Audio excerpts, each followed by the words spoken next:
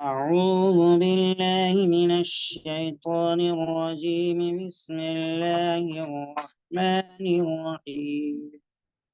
وإن كنتم على سفر ولم تجدوا كاتبا فرهان مقبوضة، فإن أمن بعضكم بعضا فليؤدي الذي اؤتمن أمانته وليتق الله ربه ولا تكتموا الشهادة، ومن يكتمها فإنه آثم قلبه، والله على كل شيء قدير. صدق الله العظيم.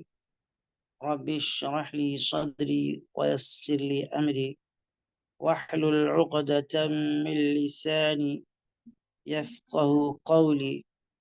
رب زدني علما، رب زدني علما، رب زدني علما. اللهم صل على سيدنا ومولانا وحبيبنا وشفيعنا محمد وعلى آل محمد وبارك وسلم. محترم حاضرین،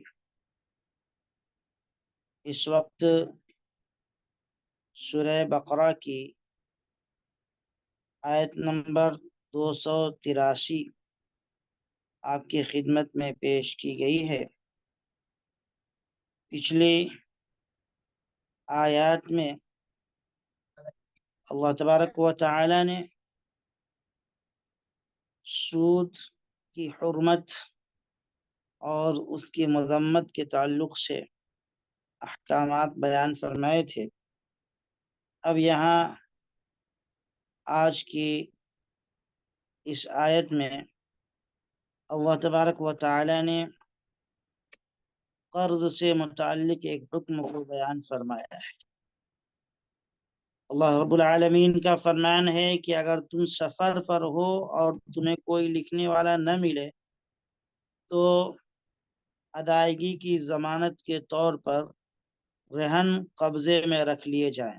ہاں، اگر تم ایک دوسرے پر بھروسہ کرو تو جس پر بھروسہ کیا گیا ہے وہ اپنی امانت ٹھیک ٹھیک ادا کرے اور اللہ سے ڈرے جو اس کا پروردگار ہے، اور گواہی کو نہ چھپاؤ، اور جو گواہی کو چھپائے وہ گنہگار دل کا حامل ہے، اور جو عمل بھی تم کرتے ہو اللہ اس سے خوب واقف ہے۔ بزرگان محترم، اس آیت کریمہ میں پہلے تو اللہ رب العالمین نے رہن کے قانون کو بتلایا ہے، اور یہ فرمایا ہے کہ اگر تم کہیں سفر میں ہو اور کوئی لکھنے والا نہ ملے، کوئی کاتب نہ ملے، رائٹر نہ ملے، تو اب جس کے ذمے قرض ہے وہ دوسرے ساتھی کو جس سے قرض لیا ہے اطمینان دلانے کے لیے رہن کے طور پر کوئی چیز اس کے حوالے کر دے، اس کو دے دے، جس پر وہ قبضہ کر لے اور اس پہ اطمینان حاصل ہو جائے کہ بھائی میرا حق اب ڈوبنے والا نہیں ہے۔ تو رہن کے حکم کو اللہ نے بیان فرمایا ہے۔ پہلا حکم یہی ہے جو رہن سے متعلق ہے۔ اللہ فرماتے ہیں کہ وَإِن كُنتُمْ عَلَى سَفَرٍ وَلَمْ تَجِدُوا كَاتِبًا فَرِهَانٌ مَقْبُوضَةٌ، اگر تم سفر میں ہو اور کوئی لکھنے والا نہ ملے تو ادائیگی کی ضمانت کے طور پر رہن قبضے میں رکھ لو، کوئی سامان اس کو رہن کے طور پر دے دے جس سے قرض لیا ہے، جس سے ادھار لیا ہے، تاکہ اس کو اطمینان حاصل ہو جائے کہ بھائی میں نے اس کو قرض دیا ہے تو اب میرا حق ڈوبے گا نہیں، مارا نہیں جائے گا۔ اگر اس نے ادا نہیں کیا تو اس کا سامان میرے پاس رکھا ہوا ہے، وہ بھاگ کر نہیں جا سکتا، وہ میرے حق کو ڈبا نہیں سکتا۔ اس اطمینان کے لیے بطور رہن کو کوئی سامان اس کے قبضے میں دے دیا جائے اور وہ اس پر قبضہ کر لے۔ یہاں اللہ تبارک و تعالیٰ نے سفر کا لفظ استعمال فرمایا کہ اگر تم سفر میں ہو اور وہاں لکھنے والا نہ ملے. دیکھیں یہ جو سفر کی قید اللہ نے لگائی ہے یہ ضروری قید نہیں ہے، احترازی نہیں ہے. جو لوگ سفر کے بجائے حضر میں ہوں یعنی وطن میں ہوں اور وہ اگر کسی کو قرض دے رہے ہوں تو وہاں بھی اطمینان دلانے کے لیے رہن رکھنے کا معاملہ کر لیں تو یہ بھی درست ہے. سفر کا لفظ اللہ نے اس لیے استعمال فرمایا ہے کہ سفر میں عام طور پر کوئی گواہ بھی نہیں ملتا ہے. سفر میں نے کسی کو قرض دیا تو وہاں ظاہر سی بات ہے کہ سفر میں کوئی جلدی گواہ نہیں ملے گا، یا اسی طریقے سے لکھنے والا کوئی نہیں ملے گا تاکہ آدمی کچھ ڈاکومنٹ وغیرہ تیار کرا لے، پیپر تیار کر لے. اور یہی چیزیں ہیں جس کی بنیاد پر وہ کل کے دن اگر نہ ملے حق تو دعویٰ کر سکتا ہے. گواہ ہوں تو ان کو کھڑا کر سکتا ہے اس کے خلاف کہ ان پر میرا اتنا حق ہے. گواہ اس کے حق میں گواہی دیں گے. سفر میں جلدی گواہ ملیں گے نہیں، اور کوئی لکھنے والا بھی جلدی نہیں ملے گا حالت سفر میں. تو اب گواہ بھی نہیں ہے اور کوئی پیپر وغیرہ بھی اس کے پاس نہیں ہے جس میں لکھا ہوا ہو، تو اب ظاہر سی بات ہے کہ اب یہ کل کے دن اس سے اپنا حق کس طریقے سے وصول کرے گا. اور وہ اگر وہ انکار کر دے نہیں بھائی آپ آپ نے کچھ مجھے نہیں دیا ہے، اگر دیا ہے تو آپ کچھ ثبوت پیش کریں، یہ کہاں سے ثبوت پیش کرے گا. اسی لیے سفر کا لفظ اللہ نے خاص طور سے استعمال کیا ہے کہ سفر میں اگر ہو تو بطور رہن کے کوئی سامان رکھ لو تاکہ تمہارا حق مارا نہ جائے. لیکن یہی کام ہمیں وطن میں بھی کرنے کی اجازت ہے. وطن میں ہیں، آپ گھر میں ہیں، یہاں آپ کسی کو قرض دے رہے ہیں تو یہاں بھی آپ بطور رہن کے کوئی سامان رکھ سکتے ہیں، لے سکتے ہیں، اس کے سامان پر قبضہ کر سکتے ہیں. اللہ تبارک و تعالی نے یہاں مقبوضتن کا لفظ استعمال فرمایا ہے کہ وہ اس پر قبضہ کر لے، اپنے قبضے میں وہ سامان رکھ لے. اس سے پتہ چلتا ہے کہ جب رہن رکھنے والا جس کے پاس رہن رکھا جا رہا ہے اس کے قبضے میں رہن کی چیز دے دے تب اس پر رہن کے احکام جاری ہوں گے. ٹھیک ہے، جب تک اس کا سامان اس کے قبضے میں نہیں ہے ابھی رہن نہیں مانا جائے گا. اس کے قبضے میں چلا جائے اور اس پر قبضہ کر لے تب مانا جائے گا. صرف زبانی بات چیت کر لینے سے رہن کے احکامات جاری نہیں ہوتے ہیں اور رہن کا حکم اس پر نہیں لگے گا. ٹھیک ہے، کوئی کاتب بھی نہیں ہے جیسا کہ میں نے کہا، اور کوئی گواہ بھی نہیں ہے. کوئی کاتب بھی نہیں ہے، کوئی گواہ بھی نہیں ہے، اور رہن رکھنے کے لیے کوئی بھی چیز نہیں ہے اس کے پاس. ان سب کے باوجود جس کا حق ہے وہ اس شخص پر بھروسہ کر لیتا ہے جس کے ذمہ قرض ہے اور اس کو ادھار دے دیتا ہے. تو ظاہر سی بات ہے کہ اب اس پر بھروسہ کیا ہے، اس کی ذمہ داری بنتی ہے کہ پوری امانت کا معاملہ کرے، صحیح طریقے سے بالکل وقت پر ادا کر دے. وہاں اس کے ساتھ جال سازی کا اور دھوکے بازی کا معاملہ نہ کرے کہ چلو بھائی کوئی گواہ بھی نہیں ہے، کوئی پیپر وغیرہ بھی نہیں ہے، اور ہمارا کوئی سامان اس کے قبضے میں بھی نہیں ہے، ہم نے کچھ رہن بھی اس کے پاس نہیں رکھا ہے.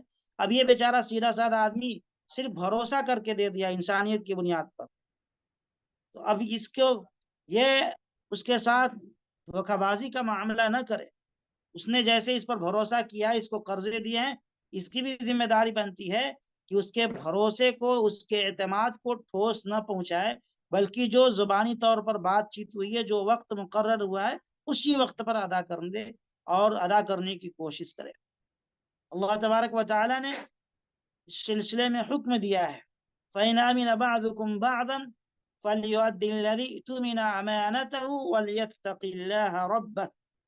اللہ تبارک و تعالی فرماتے ہیں کہ ہاں اگر تم ایک دوسرے پر بھروسہ کر لو تو جس پر بھروسہ کیا گیا ہے وہ اپنی امانت ٹھیک ٹھیک ادا کرے اور اللہ سے ڈرے جو اس کا رب ہے.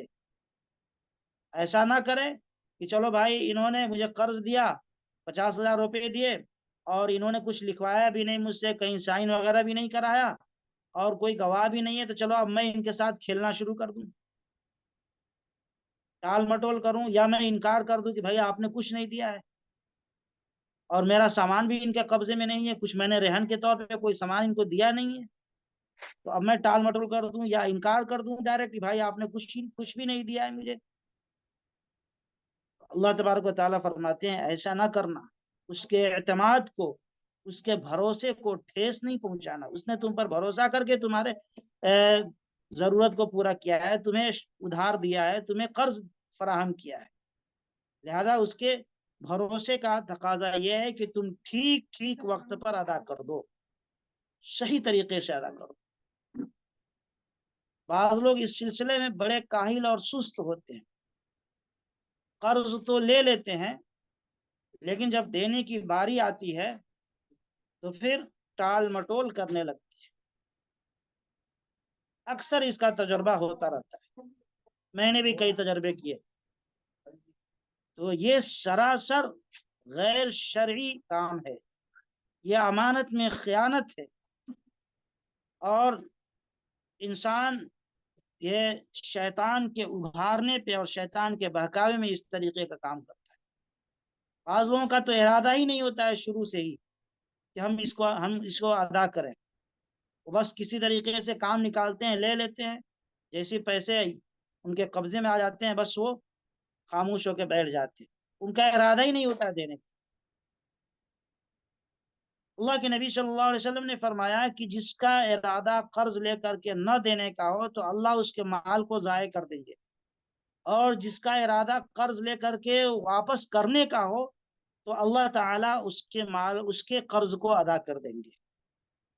یہ باضابطہ حدیث ہے. جس نے نہ دینے کی نیت کر لی ہے اللہ اس کے مال کو برباد کر دیں گے. کیوں؟ اس لیے کہ اس کے بری نیت کی وجہ سے اس کے مال میں بے برکتی ہوگی. اس نے نیت بری کر لی ہے کہ بھائی چلو میں نے لے لیا، اب دینا نہیں ہے، ان کو ٹال مٹول کرتے رہے. اس نے نیت بری کی ہے، اس لیے اس کا مال برباد ہوگا. اور جس نے نیت صحیح رکھی، جس کو فکر ہے، جس نے مکمل ارادہ کیا ہے کہ نہیں مجھے دینا ہے، یہ میری ذمہ داری ہے، تو اب اللہ اس کی طرف سے ادا کر دیں گے. مطلب کیا ہے؟ علماء نے لکھا ہے اللہ تو ادا نہیں کریں گے، اللہ اسباب پیدا فرما دیں گے کہ وہ بندہ ادا کرنے پر قادر ہو جائے گا. اللہ تبارک و تعالی اس کے لیے ادائیگی کو آسان فرما دیں گے. لیکن جس کی نیت گڑبڑ ہو تو اس کا مال ہی تباہ و برباد ہو جائے. اس لیے قرض آدمی لے تو ادائیگی کی حتی الامکان کوشش کرے. اگر بر وقت ادا نہیں کر پا رہا ہے تو معافی تلافی کر لے وقت سے پہلے جا کر کے. ایسا نہ ہو کہ فون اٹھانا بند کر دے. یہ بھی بڑا معاملہ ہے آج کل کے زمانے میں. لوگ قرض تو لے لیتے ہیں لیکن وقت پہ جب آپ فون کریں قرض کے مطالبے کے لیے تو فون اٹھانا بند کر دیتے ہیں، فون ہی ریسیو نہیں کریں گے. یہ معاملہ بڑا ڈینجر معاملہ ہے، اس کا خیال رکھنا چاہیے. اخلاق کے اعتبار سے بھی نہایت گری ہوئی بات ہے، نہایت ذلیل حرکت ہے یہ کہ آپ اس کے فون کا جواب نہ دیں یا آپ اس سے بات نہ کریں. اخلاقی ذمہ داری یہ ہے کہ پہلے ہی آپ اس سے کال کر کے رابطہ کریں، آپ اس سے رابطہ کر کے اس سے معافی تلافی کریں. یہ آپ کی ذمہ داری ہے. اگر آپ نے نہیں کیا، بہت سارے لوگ بڑے شرمیلے ہوتے ہیں، وہ کہتے ہیں بھائی جب نہیں ہو پایا تو میں کیا اس کو منہ دکھلاؤں، کیسے بات کروں. ایسا ہوتا ہے، بہت سارے لوگ ہوتے ہیں با حیا قسم کے ہوتے ہیں، وہ حیا کی وجہ سے زیادہ بات نہیں کر پاتے. تو اب ان کے لیے یہ ہے اگر ادھر سے فون آ جائے وقت پہ، انہیں بھی ایسے موقع پر حیا کو بالائے طاق رکھ کر کے اس سے بات کرنی چاہیے. اگر نہیں بات کر سک رہے ہیں، ادھر سے فون آئے تو فوراً ریسیو کر کے اور صحیح جواب دینا چاہیے، اس کو اطمینان دلانا چاہیے، معافی تلافی کر لینی چاہیے، ورنہ اس سے رشتے بھی خراب ہوتے ہیں. القرض مقراض المحبہ، یہ قرض یہ محبت کے لیے قینچی ہے، محبت کی قینچی ہے، تو اس کا خاص خیال رکھنا چاہیے. اللہ نے فرمایا وَلْيَتَّقِ اللَّهَ رَبَّهُ، اس اللہ سے ڈرو جو تمہارا رب ہے. یعنی اگر آج تم ٹال مٹول کرو گے یا گواہ نہ ہونے کی بنیاد پر یا پیپرز نہ ہونے کی وجہ سے تم انکار کر دو گے، اس کے حقوق کو ادا نہیں کرو گے، تو یاد رکھو دنیا میں تو وہ تمہارا گرچہ کچھ نہ بگاڑے لیکن اللہ رب العالمین کو تو سب پتہ ہے. کتنا تم کو دیا گیا تھا قرض، اور کس دن دیا گیا تھا، کہاں پہ دیا گیا تھا، سب اللہ کو معلوم ہے۔ جب اللہ کی بارگاہ میں تمہاری پیشی ہوگی تو وہاں تمہارے لیے نجات کا کوئی راستہ نہیں بچے۔ اسی لیے اللہ نے کہا وَلْيَتَّقِ اللَّهَ رَبَّهُ، اس اللہ سے ڈرو جو تمہارا رب ہے، اس سے کم ڈر کر کے حقوق کو ادا کر دو، کوتاہی نہ کرو۔ اب یہ پہلا حکم تھا جو قرض سے متعلق تھا، رہن کے سے متعلق تھا۔ اب یہاں اللہ رب العالمین نے ایک دوسرا حکم دیا ہے، اور وہ گواہی کے تعلق سے ہے۔ دیکھیں، اس سے پہلے جو آیت تھی، آیت نمبر 282، اس میں اللہ تبارک و تعالی نے قرض کے ہی احکامات کو بیان فرمایا تھا۔ قرض لینا ہے تو پھر اس کو لکھنا ہے، پھر گواہ بھی متعین کرنے ہیں، اور ڈیٹ وغیرہ بھی فکس کرنا ہے کہ کب واپسی ہوگی قرض کی، یہ ساری چیزیں لکھنا ہے۔ تو اب یہاں اسی گواہوں کے متعلق اللہ نے یہ حکم دیا ہے وَلَا تَكْتُمُوا الشَّهَادَةَ، کہ گواہی کو نہ چھپاؤ، گواہی کو نہ چھپاؤ۔ وَمَن يَكْتُمْهَا فَإِنَّهُ آثِمٌ قَلْبُهُ، اللہ فرماتے ہیں جو گواہی کو چھپائے گا تو اس کا دل گنہگار، اس کا دل گنہگار ہوگا۔ اس سے پتہ چلتا ہے کہ گواہی کو چھپانا حرام ہے، لیکن اس میں تھوڑی سی تفصیل ہے۔ یاد رکھیں، جہاں کسی کا حق مارا جا رہا ہو اور ایک شخص کو معلوم ہے کہ واقعی اس کا حق فلاں شخص پر ہے، اس کو پتا ہے، اس نے دیکھا ہے، تو اب اس کے لیے حرام ہے کہ وہ گواہی کو چھپائے۔ اس کے چھپانے کی وجہ سے اس کا حق مارا جائے گا، اس لیے اس کو گواہی دینا ہے۔ لیکن اس کے لیے شرط یہ ہے کہ جس کا حق ہے وہ اس کو آ کر کے درخواست کرے کہ بھائی آپ چل کر کے ذرا میرے حق میں گواہی دے دے، کیونکہ آپ کو معاملے کا پتہ ہے، آپ شروع سے ہمارے معاملے کو جانتے ہیں، آپ ذرا چل کر کے گواہی دے دیں۔ آپ کے گواہی دینے کی وجہ سے ہمارا حق ہمیں مل جائے گا۔ اگر آپ گواہی نہیں دیں گے تو ایسی صورت میں ہمارا حق ڈوب جائے گا، مارا جائے گا۔ تو اب اگر یہ آ کر کے کہہ رہا ہے تو اب یہ شخص ٹال مٹول نہ کرے، نہیں بھائی میں نہیں آتا آپ کی گواہی کے لیے، ٹال مٹول نہ کرے۔ اللہ تبارک و تعالیٰ فرماتے ہیں کہ وَلَا تَكْتُمُوا الشَّهَادَةَ، گواہی کو چھپاؤ نہیں۔ اگر چھپا رہا ہے اور اسی پر سارا دار و مدار ہے اس کے حقوق کے ملنے اور نہ ملنے کا، اگر یہ چھپا رہا ہے اس کا حق ڈوب گیا، یہ چھپانا حرام ہے۔ ہاں، اس کے علاوہ اور اگر دو چار پانچ گواہ ہیں جو اس معاملے کو جانتے ہیں، تو اب اس میں سے اگر یہ نہ جا رہا ہے تو کوئی حرج نہیں ہے، دوسرے گواہ ہیں وہ جا کر گواہی دے سکتے ہیں۔ لیکن جہاں کوئی آپشن نہ ہو، یہی ہو، دو گواہ چاہیے، ایک یہ ہو ایک اور کوئی دوسرا ہو، تو اگر یہ سائیڈ ہو جا رہا ہے تو ظاہر سی بات ہے ایک گواہی کی بنیاد پر کوئی فیصلہ نہیں ہوگا۔ ایسی صورت میں یہاں اس کے لیے کنارہ کشی اختیار کرنا جائز نہیں ہوگا، جانا ہی ہے، واجب ہے کہ یہ جا کر کے اس کے حق کو دلوائے، وہاں صحیح طریقے سے گواہی دے۔ اللہ فرماتے ہیں اگر گواہی کو چھپایا تو اس کا دل گنہگار ہوگا۔ یعنی گواہی کے لیے نہ جانا صرف ظاہری اعتبار سے جسم گنہگار نہیں ہوگا، دل بھی گنہگار ہوگا، نہایت سخت مسئلہ ہے۔ اس لیے کہیں کسی معاملے کی جانکاری ہو، ہم نے دیکھا ہو، تو بلایا جائے گواہی کے لیے تو جانا چاہیے، ضرور جانا چاہیے۔ ہاں، اگر کوئی بلائے ہی نہ تو پھر اس میں اب ہمارا کوئی قصور نہیں ہے، کوئی نہ بلائے تو ہم کیوں جائیں۔ لیکن اگر کوئی بلا رہا ہے اور وہ مقدمہ ہماری گواہی پر منحصر ہے، اس کا دار و مدار ہماری گواہی پر ہے، تو پھر ایسی صورت میں بلانے کی صورت میں جانا ہے، نہ جانے پر آدمی گناہگار ہوگا۔